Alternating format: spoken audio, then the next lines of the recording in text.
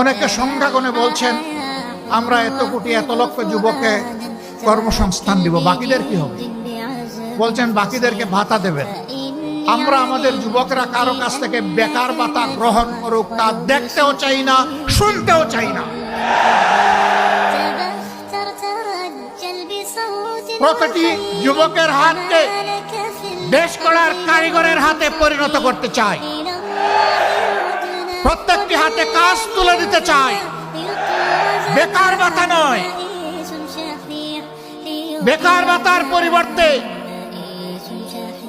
এরাই দেশে সকল ক্ষেত্রে বিপ্লব সাধন করবে, সেই বিপ্লবের বাণী তাদের মুখে পৌঁছে দিতে চাই, শক্তি তাদের বুকে তুলে দিতে চাই, আর তাদের হাতে কাজ তুলে দিতে চাই। সম্মানিত বন্ধুগণ, তোমরা তৈরি হও, ইনশাআল্লাহ তোমরা পারবা। আমরা তোমাদের সাথে আছি। আমি বরাবর বলি, চুল দাড়ি সাদা দেখে ভুল বুঝবা না, তোমাদের চাইতে আমরা কম যুবক না। আমার সাথে তোমাদের অনেক সহকর্মী কাজ করতে গিয়ে মাঝে মাঝে তাদের বিশ্রাম নেওয়া লাগে। আমি বলি, ছোট্ট এই জীবনে বিশ্রাম নেওয়ার অবকাশ কোথায়?